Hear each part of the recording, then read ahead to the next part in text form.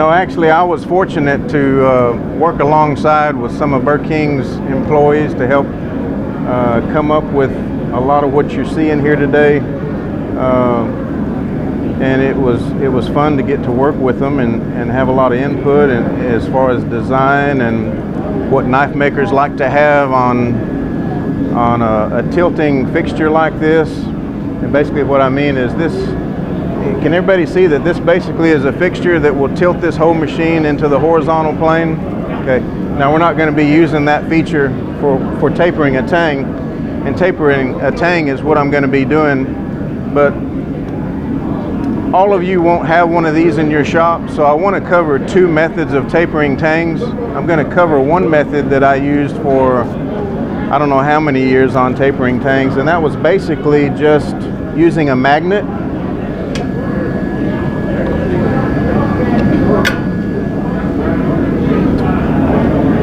This is called a retrieving magnet. I bought it probably 25 years ago from Harbor Freight. There used to be an eye bolt that would screw in right here, and you could tie a rope to it and I guess throw this in a pond and retrieve your boat anchor that you lost or whatever. But anyway, these are called retrieving magnets, and Harbor Freight to this day still sells them. They're a very strong magnet. They're made in India, believe it or not. My magnet is kind of broken inside there. There's kind of pieces scattered all over, but it still works. It still will hold a knife blade pretty good. The first thing you want to do when you're tapering a tang is do a little bit of math. Now, I used some calipers a while ago and I measured this, and for the sake of maybe not having the greatest precision calipers, these had some plastic teeth. I forgot to bring my calipers from the shop, but anyway, these calipers with the plastic feeler points on them say that this blade is about 200 thousandths thick. In places it mics 204, 207, 200, 199. So for the sake of simple math, we're going to call this 200 thousandths thick. So the first thing you want to do is decide, okay, after I taper this tang, how thick do I want that tapered tang at the very peak when I'm finished? I kind of like to taper tangs where they're pretty thin. They're almost down to nothing down here. Sometimes I taper them where there's only about 15, 20 thousandths left right here. Now when you do that, you need to have your hardening process already done, because you don't really want to be tempering or oil hardening and then tempering a tapered tang, because you're dealing with a lot of thin area there that's going to want to warp on you, especially if you don't have real even grinds. If you've taken off more material on one side than the other and you try to do hardening, what's it going to do, Chuck? It's going to turn into a banana.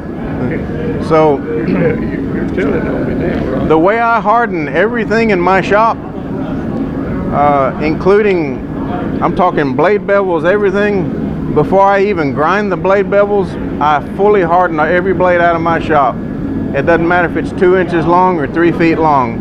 I fully harden the blades, and then I use ceramic belts to grind the blade bevels. Now some of y'all might be standing there saying, man, that's a lot of grinding on something that's really hard. The ceramics that we have today will eat up hardened steel like it's butter. So it's kind of irrelevant. The reason I like to harden everything before the grinding is because I can heat this blade up. Now this is a soft blade. This is one of Tom McGinnis's that I've borrowed from him. Has not been heat treated yet. So whenever he gets to hardening this, he's going to have a little fun trying to keep the taper tang from bending and bowing on him. But I like to take my blades, just like you see here, which is basically a precision ground piece of stock, bring it up to critical temperature, quench it in the oil, and I go straight onto a magnet when I come out of the oil. Now I've got a lot bigger magnet in the shop. It's about 24 inches long and about 8 inches wide. I can come out of the oil, and I only quench in the oil for maybe 30 seconds or so, come out of the oil and slap the blades on top of that surface grinder magnet, and the magnet sucks them down perfectly flat until they cool off. Well, now when I pull the blades up off of the magnet,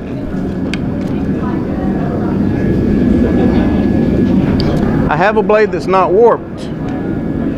So then I can come in and scribe a center line and grind to that center line. As long as I grind to that center line, I don't have to worry about my blade warping. There is one thing that I do have to worry about though. That's grinding my blade hot enough to where I turn the blade blue and I take some of the temper out.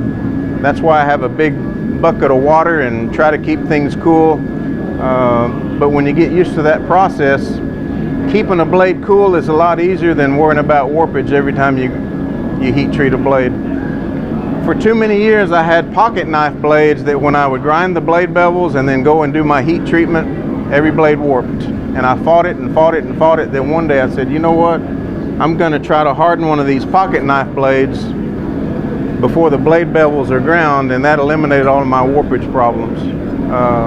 Almost 100%. Every now and then you'll still get a little bit of warpage just because of gremlins in the shop. There's always a gremlin that comes in and tries to cause a little bit of a problem. As far as speaking on the manual method, what do I do with that magnet? Oh, there it is. First thing you want to do is find out how thick your blade is and find out how thin you want it to be after the tapering.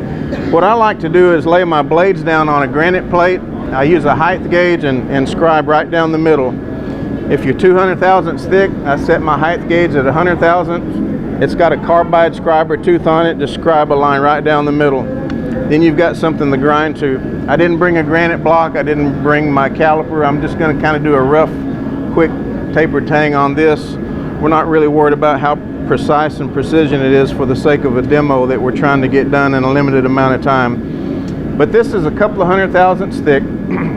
I'll have a scribe line there, and basically all these years I've just gone up to a flat platen and just kind of lean into the flat platen, holding the blade with a magnet until by eye I just grind everything to that center line, or 10 thousandths away from the center line, or just whatever you're looking for visually with your eye. Now what we're going to do today is we're going to use Burr King's new taper attachment. We're going to get a little bit more precise. Is there any questions anybody had about tapering the tang when you do it the manual method with a magnet and you have a scribe line down the middle? It's pretty basic. There's not really that much involved when you're doing it by hand with a magnet. The only thing that I would kind of point out when you're doing this by hand,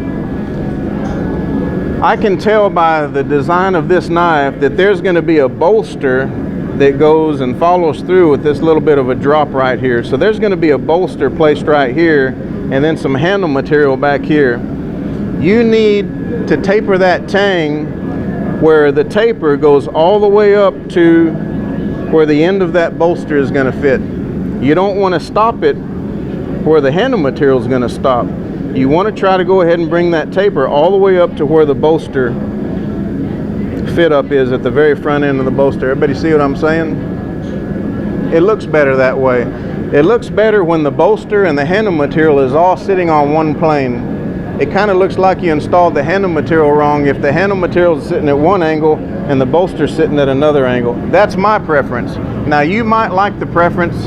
It may be okay for you to have the bolster sitting on the same plane as the blade. If you like it that way, don't go home and change anything. Keep doing it the way you like it. The way I like it, I like to have the bolster and handle material all sitting on one plane. And that's what I'm going to try to do today on Burr King's taper attachment.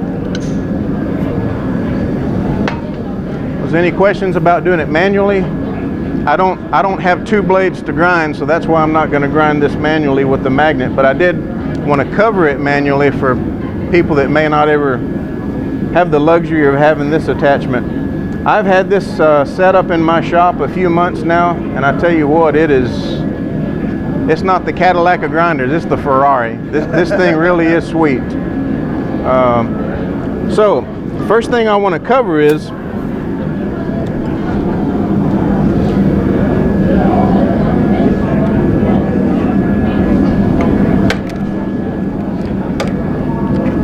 this is how the table pivots.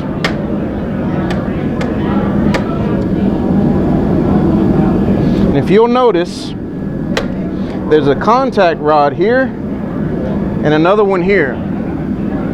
It's a pretty clever idea that Burr King came up with And I'll get into that and talk about it more as we get into it a little bit deeper. But the first thing I want to point out is get the debris off of the magnet. Make sure there's not any grit that's going to raise the blade up at an angle that you don't want. So kind of wipe that off. You want to set the end of this blade to the end of the table.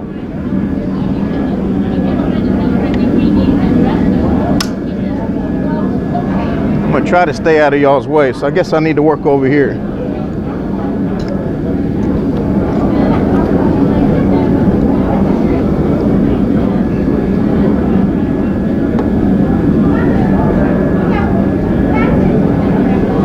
Now you want to position the blade where the grind marks are going linear with the blade. Now this is kind of sitting over at an angle, so I'm going to move this over where just the handle part, just the part we're going to be surface grinding, is pretty much straight in line with the grinding marks we're going to be making.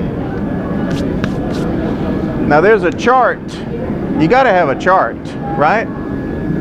There's a chart that I was supplied by Burr King that'll kind of get you in the ballpark of what you need to be doing. It's basically a machinist sign chart. We're going to be surface grinding about 3 inches right here, so you can look over here and it says length of taper. If we look up 3 inches, and if we want to end up with having a 60 thousandths thickness here, then we're going to need to use a feeler gauge thickness. It says about 60 thousandths, so I'm going to try to dig out a 1/16 of feeler gauges here. And when we taper one side of the blade, we're going to put the feeler gauges right up underneath this contact rod. When we flip it over, you don't have to go digging out more feeler gauges and double the thickness here. All you do is you take that same amount of feeler gauge you had under here, now move it to this point. It does all the math for you.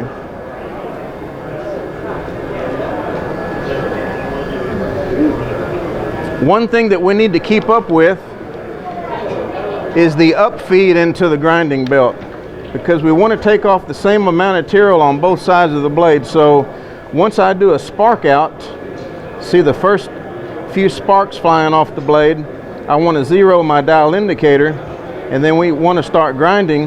Then when we flip this over, if we end up taking a 1/16 off of this side, we want to flip it over and take off about the same amount. It's not rocket science, but you kind of want to do about the same thing to both sides.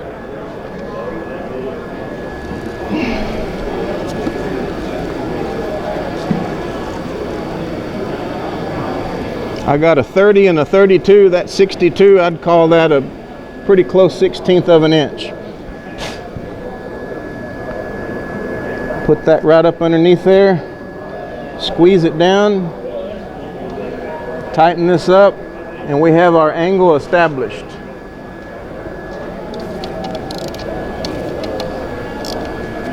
Now ideally, as I upfeed this, I would like my grind to stop about right in here. Is this chart going to get you right on the money? No, but it's going to get you close. So we're just going to kind of play with it. Sometimes you have to change gears and go a different way. I may end up having to add a few more thousandths in thickness here, but we're going to see what a 1/16 of an inch does. Okay, so that's snug down. One thing that I would recommend on this Burr King grinder, make sure that your flange nuts are tight.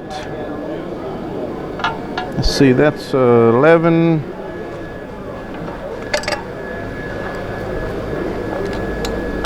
If you make sure that these two flange nuts are snug, then you know that everything is plumb and square. It's just a good tip to know. Don't ask me why I know that. Could be that maybe I misground something one time. Okay, now it would be nice to have the epoxy missing right here where I could move this piece of key stock up here right up against the tip of that blade so that I don't sling a blade that way. I promise you, I'm not going to get too crazy and throw a blade at you, okay? Have you thrown one yet? No. This magnet's pretty stout, believe it or not. Another nice feature, now we're not really worried about it on this blade. The other day I was grinding a 28-inch scimitar-shaped sword blade, and because of the upswept curve in the blade, the blade took up a 3-inch path. Well, we only have 2-inch wide belts, 2-inch wide magnet. So I had some of the sword blade hanging off the magnet on the end and some more of the sword blade hanging off the end back in the back. So what do? Do you try to find a 3-inch wide blade or a 3-inch wide belt? No. You buy this machine because it has another built-in axis that will take care of those extra wide blade projects. It's got the same precision ball bearing slide rail trucks on the base as it does on the up and down feed right here. It's not a good idea to leave this knob loose and continually grind like this, because this becomes more rigid and more plumb and square when you tighten this knob up over here. So I'm going to say that if you have to cover the blade sticking off on the left, go ahead and move this over, do your surface grinding, loosen up, then come back over here and tighten it up and do your surface grinding. Don't try to sit here and do this on your final cut. Now it's okay if you're just roughing things in, because I've done this. I've gone back and forth, up feed a little more, go back and forth. But now when you get closer to doing your final cuts, go ahead and tighten this knob down, because it's going to get you closer to being right on the money. Okay, so since we don't have a real curved blade, I'm just going to leave this sitting right here in the center. I'm going to give you one slight warning about leaving this apparatus sitting in one spot all the time. You don't want to grind your abrasives down and create a track. You see what I'm saying? It's good every now and then to kind of give this abrasive grit a little bit of a break. Move it over just a little bit. You want to wear this grit down pretty uniformly. You don't want to end up having a track here, because that track is going to show up in your blade. It's going to show up in your product. In fact, I'm going to go ahead and this is a 120 on here. I've got a 36 grit over there I'm going to swap out.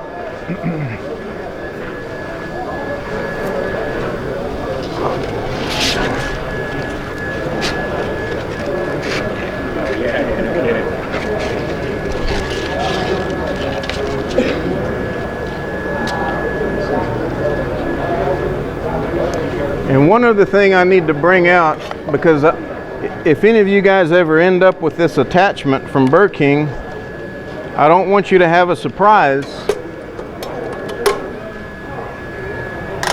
This is not, and nobody has ever pretended that this is, a hard rock surface grinder. Anybody know what I mean by a hard rock surface grinder?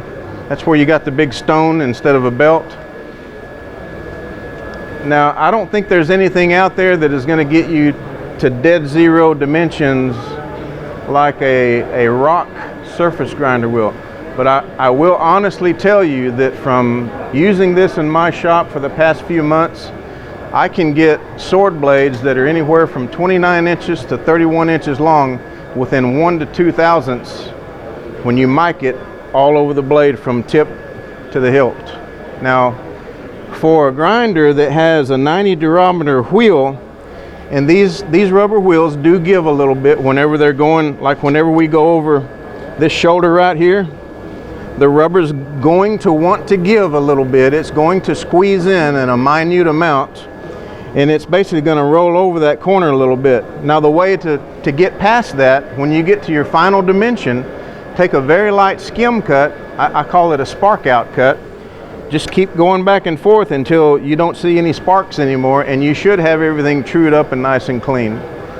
You should not have to go to a flat disc on a disc sander to come in and true this up, or at least I haven't had to so far. Now if you just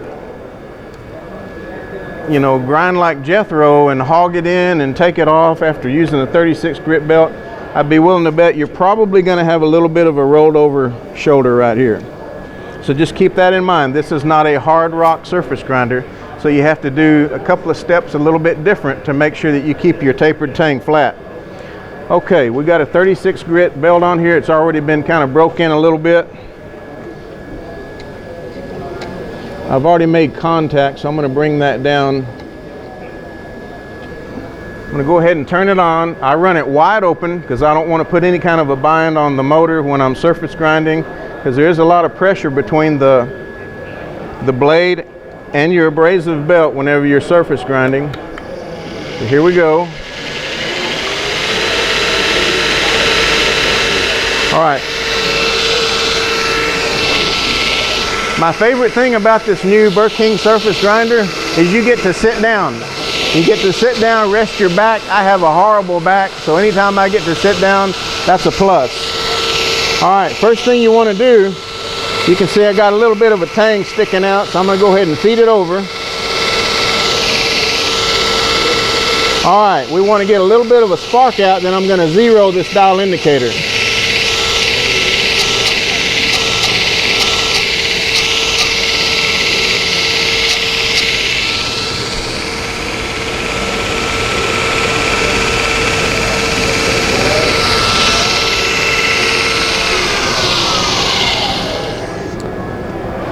If anybody sees a little bit of a gap right here, it's because there's a little bit of a gap right there. I think during a demo in Atlanta, Georgia, and this is another reason why the end of this blade needs to be sitting at the end of the magnet. If this blade was sitting right here up against that stop, which would be ideal, and you can peel this epoxy out anywhere you want to put these little keyway stops. What happens is as you set this table up at different angles, once you grind past the corner of this, you're now going to come close into grinding into the end of your you're going to be grinding magnet, and you don't want to grind magnet, and that's what's happened to this. So I just wanted to bring out, if it looks like there's a little bit of a gap here, it's because there is a gap.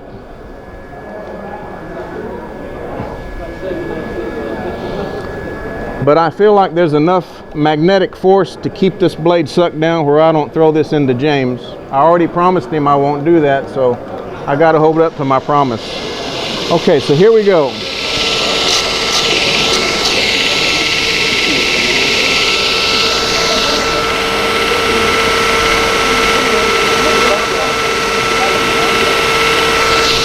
Now this dial indicator is Rev 1. The one I have in my shop, the dial indicator reads directly.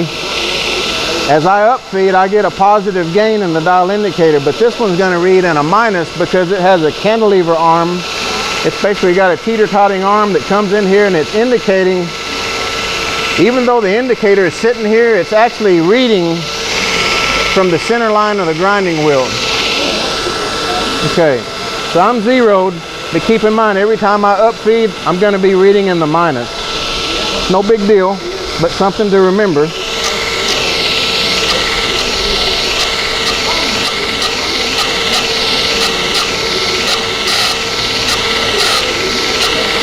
The best time to upfeed is when the slide rail is that way. Because if you upfeed with the slide rail over here on this side, and we go ahead and bring the table up, and then when you go into the wheel, it's liable to throw that slide rail that way. So always, when you're sitting over there, that's when you want to upfeed.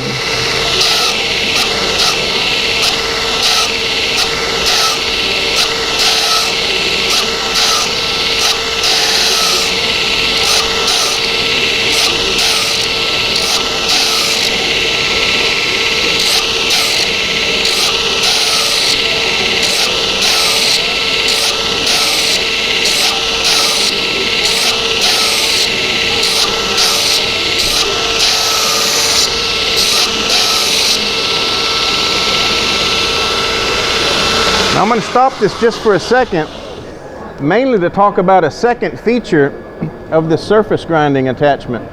Now if you'll notice, and I think the reason we're seeing the grind pattern on this blade, basically it's making contact from here over to here. It's not making contact all the way over yet. I think that's just because the blade is not a perfectly surface ground blade. It'll catch up in a minute. But what if Chuck Ward wanted to make his knife with a tapered tang, but he also wanted it tapered that way? You can do that on this. If you look right here, you see this little bulbed rod? You can also put feeler gauges under that and taper the table in another direction. Is that the way you grind plunge lines? That's how I grind all my plunge grinds. No, not really. No, it's really not. No, when I do the plunge grinding, that's going to be with another attachment that I came up with that fits on Burr King's small wheel attachment. You actually could grind blade bevels. You could tilt this table at an angle and grind your blade bevels in, but remember one thing, you're going to end up with a really big radius right in here at the shoulder. It may look cool. I've never tried it. It might look all right. Who knows? But anyway, you could grind most of your blade bevels with this attachment, being that you can also tilt it right here. We're sitting on 0 now, or probably pretty close to 0. So I'm just going to keep surface grinding. Any questions at this point from anybody? Yes, I want one so bad. Can I get one for $100? You want one so bad, can you get one for $100? That question I need to direct to... No. I don't think so. You know the old saying, you get what you pay for. Yeah. You know, just quickly, and this isn't a plug for Burr King, this is just an honest knife maker's statement.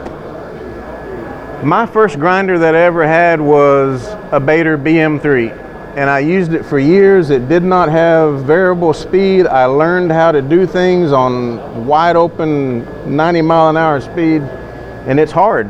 It's hard without variable speed. Then I bought a KMG grinder, and I put a variable speed motor on it, and I thought I had died and gone to heaven. Not because of the KMG grinder, but because of the variable speed. The KMG grinder was a good grinder. And then I purchased a couple of more Bader grinders, and I thought about buying a TW90 because a friend of mine bought one, and I had also used one at a demonstration. And then there were some other grinders that I had used. But guys, I'm going to tell you something. When this thing hit my shop, now granted, it does take a little bit longer to change wheels and flat plattens out, but that's okay. I got plenty of time. This thing has, I don't even know how to describe it. It will work circles around the other grinders that I mentioned. Not because of the brand, or not because of who I bought it from, or because how many people have this one in their shop or that one in their shop, or who's buddies with this guy or that guy.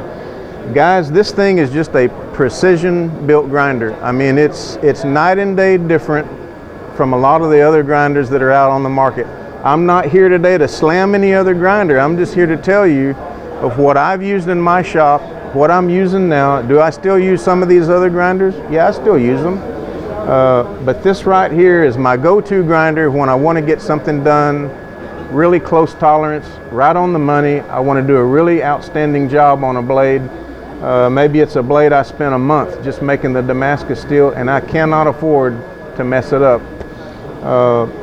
I had the 3-inch slide rail on here when I ground these last two sword blades, and guys, when you pull it off and when you can mic it and when you're within 1 to 2 thousandths from the hilt to the tip, that's pretty impressive. I mean, that's almost as good as my rock surface grinder, but my rock surface grinder only has about a 12-inch path. I can't grind 36 inches. This right now is the only thing on the market that I know of that can rigidly grind big sword blades and everything all the way down to little miniature blades and do it so precisely.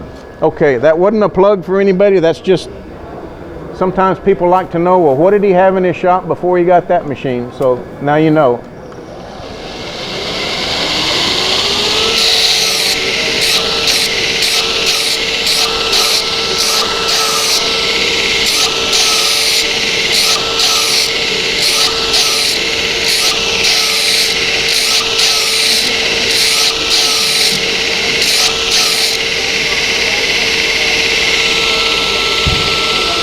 Okay, right now I can see that about another 3/16 of an inch and my grind lines are going to be past the bolster area, and I would like to keep this taper stopped at about right here. So that tells me one thing I'm going to have to do, because I'm not quite down to the thickness that I want here, I'm going to have to go ahead and add a little bit more shim here. I think probably another 20 thousandths will do it. We'll see.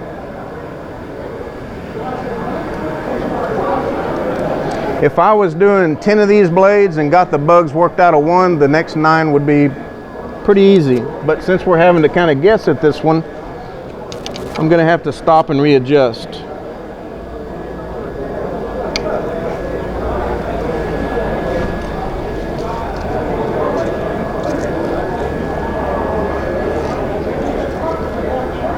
I'm adding another 28 to that. I said 20 might be enough, but we'll see what 28 does. The reason I'm kind of being forceful, this is still pretty snug back here, but that's okay.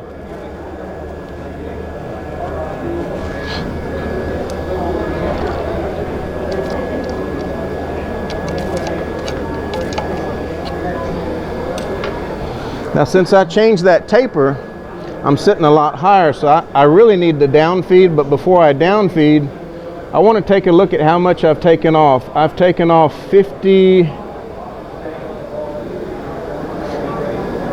I've taken off 56 thousandths. Anybody want to remember that number for me?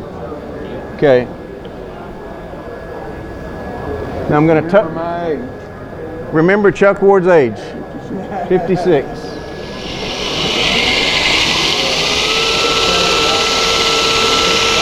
Now I'm just going to touch back off and act like I'm starting all over again.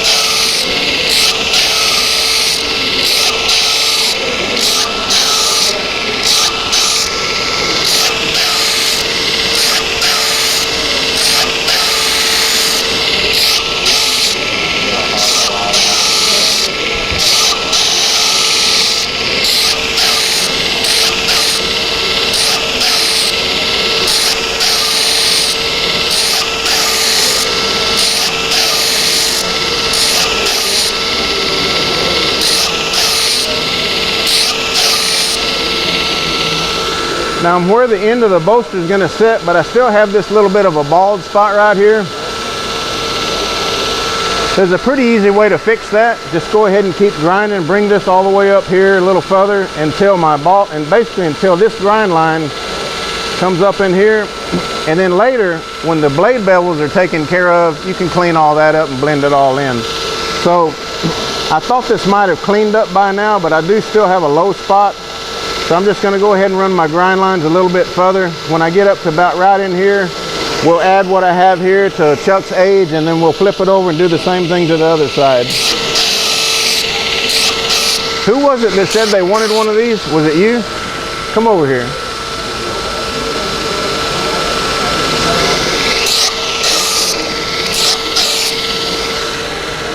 I'm going to feed up about 3 or 4 thousandths, and I want you to see how it feels. I want you to see how hard it is. Can you handle that? Yep. No problem? No problem. Okay. All right, if y'all will look, you see we got a high spot right here. So this blade wasn't true. It's actually pretty rough. So can we write out a purchase order for you today? Not Not yet? well, I want it. Okay. I want it. It's pretty smooth, isn't it? Oh, it's incredible. All right. It blows my KMG out of the water.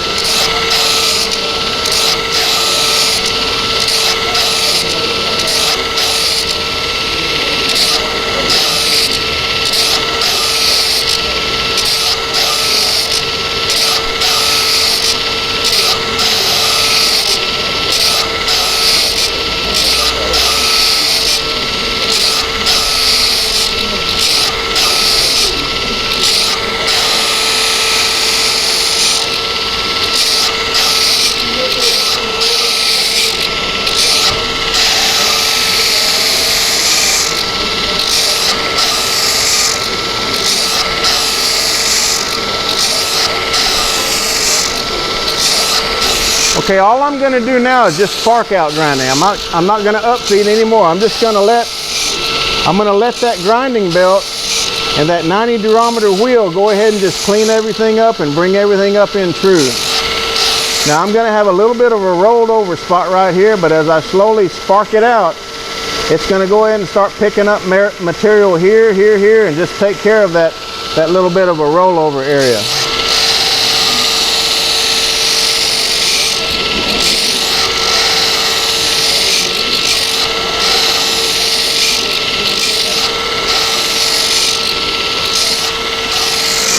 I honestly haven't tried this, but I'm dying to try it with one finger. So let's see what happens. It really is that easy. Chuck, you got to have one of these. I just had one statement. I don't know if anybody here would like to buy a ground and start a surface grinder.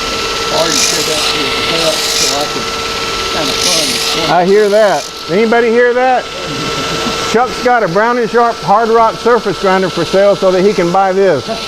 And you know, actually on a realistic, true note, Chuck already has a Burr King grinder, but you don't have the tilt fixture, right?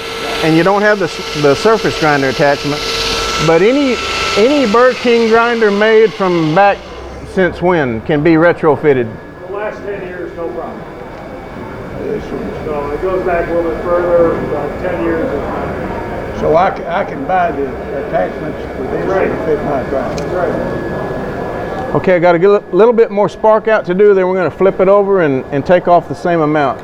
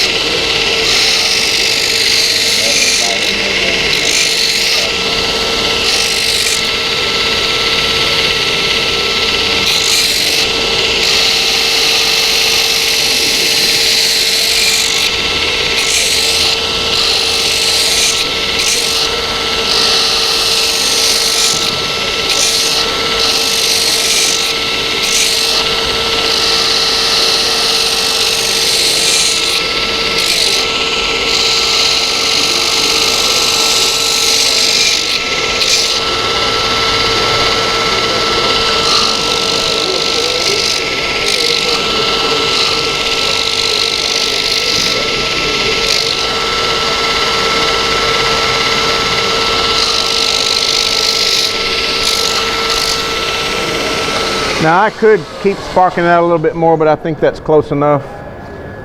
As you'll see, that taper to clean up the low spots ended up coming up way up in here, but when this blade is heat treated and when you grind the blade bevels, which the blade bevel will come in right here, all of that's going to clean up nicely. You're going to have the blade on one plane, you're going to have the bolster and handle material on another plane. So let's flip this over. Okay, first thing we want to do, you see all this dust? We want to get that off,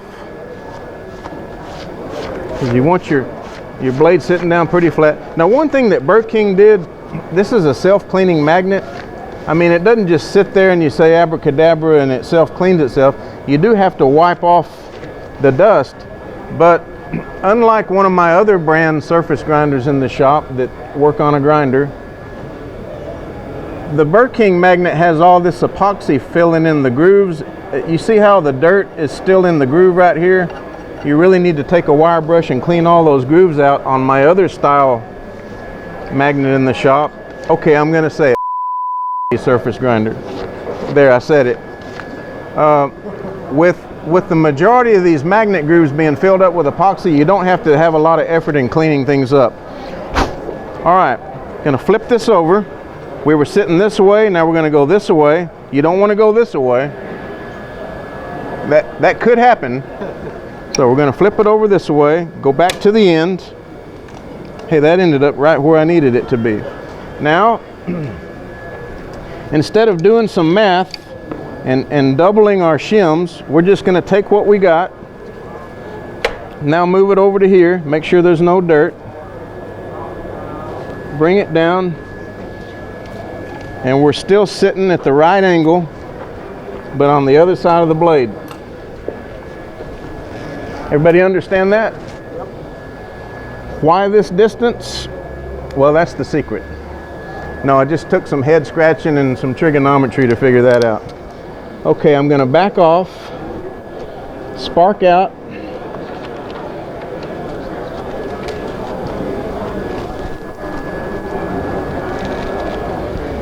And I see one problem here.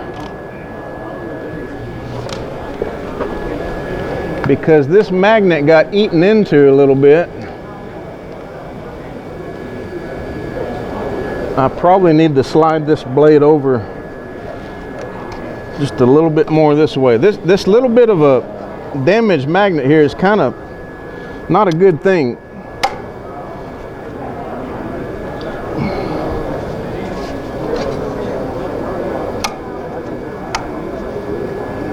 Ron, could he grind that magnet in? Yeah, the one thing that we're looking at though, to grind the magnet in true, these are rare earth magnets, and you're really not supposed to get into them because they emit a poisonous gas. And right now, if you look, we don't have a whole lot of epoxy left right in here. I'm thinking they're going to have to cut the grooves deeper in this particular magnet plate to lower these magnets down a little more, basically rework this. But it's fixable, but I don't think I want to mess with it here today as far as regrinding it in. We'll see what this does. Well, isn't that kind of standard practice in the machine shop where you got the rock grinder? Yeah, and when this setup was brand new in my shop, I ground in the magnets for the first time at Tom McGinnis's shop. And one thing that we forgot to check was that these two bolts were tight. The one in the back was not tight, so things were canted a little bit, and I actually ground the magnet in at an angle, so I had to clean that up again. Well, every time you true up your magnet table, you're getting closer to your magnet, so you just got to kind of watch that. Ideally, true it up one time and never have to touch it again. Okay, so we're going to take off about 100 thousandths on this side, and I should have a pretty thin tapered tang, which is the way I like them. All right, we're going to spark out and zero.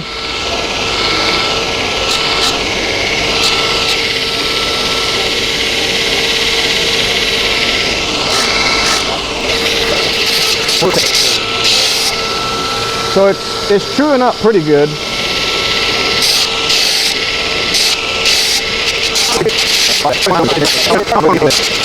But keep in mind, we do have pretty much, even though we got a damaged magnet, we are sitting flat. I mean, y'all do know that, right?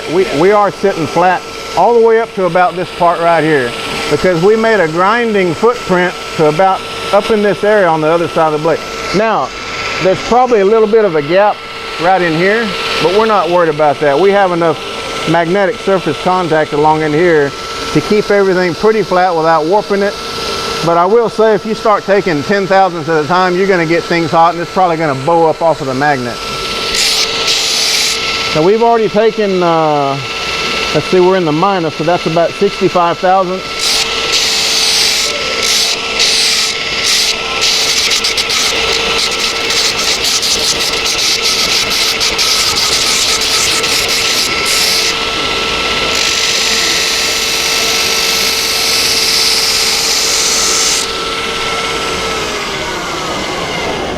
That's about 5 thousandths shy of taking off 100 thousandths. I can tell my grind footprint is a little bit more advanced on this side than the other. The blade wasn't a precision ground piece of stock. I'm going to go ahead and quit right there. I'm going to pass this around to let y'all look at it, but before I do, I don't want to pass around a hot blade. That's called a redneck burr removal instrument. Oh, there's some water. This guy's got everything today.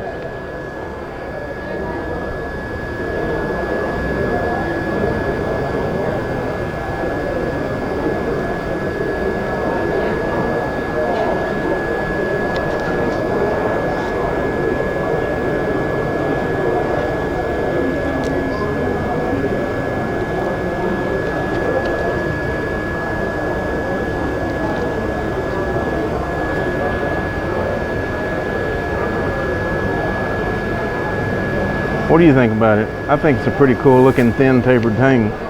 Yeah.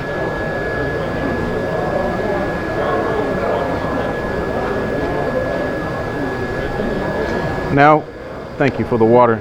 Now, whenever Tom McGinnis or whoever in his shop hardens this, if they will bring this up to critical temperature, quench it in the oil, if they will come out of the oil and slap either side, probably this side, since there's more contact area that's been surface ground, if they will come over and come out of the oil and slap that down on a magnet, there probably will be no warpage at all.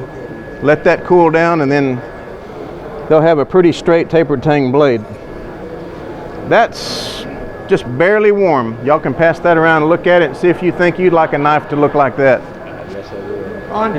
You're welcome.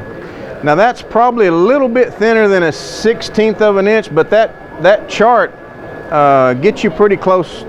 You know, we did have to add about 29 more thousandths, but like I said, charts will get you close. Yeah. You always got to tweak stuff. Shoes and hand grenades. Yeah. Gotta just get you. Now, Ron. Yeah. Say a guy was gonna do instead of a full height grind on this. Say a guy was gonna do a saber grind. Could you go back in and then surface grind this flat off here? The blade flat? Yep, Yeah. to Yeah, you can. correct everything. Exactly. Okay. Yep. You sure can. That's awesome.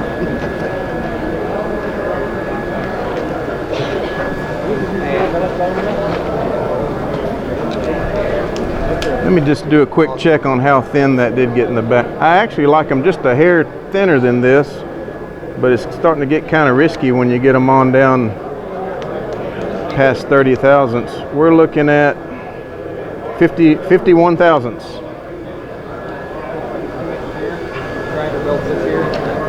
Oh, wow. So you got a Now, if I were to have done that by hand, I know for sure I would still be up against the flat platen with the magnet, because you're not going to be able physically to put as much pressure on that blade to take off material like this is doing. Once that blade rolls underneath that 90 durometer wheel, there's quite a big amount of pressure there. I mean, it's... How much deflection does that get on your micron, you know, as far as... I don't know how you could measure that. I kind of judge it by how much rollover you can get. You know, you can get as much as, 10 thousandths rollover that you have to spark off and clean up later. Right now, I wouldn't have a problem with going straight to my handle material and epoxying and pinning it here.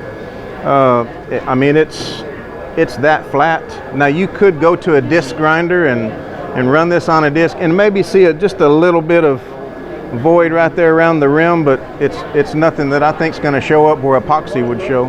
When you do that, actually, when you epoxy it, do you take that to a shiny finish or leave it rough like that? I leave it rough so the epoxy will grab. Yeah. Now, doing the slip joints then, the guy'd have to really be gentle sparking that off to round those edges, like where your back spring and the blade meet up, so you don't have that weird taper then. Yeah, and for folder parts, you'd want to get rid of that 36 grit, and I would probably go to like a 120 ceramic, something that's a little more aggressive, but yet a finer grit.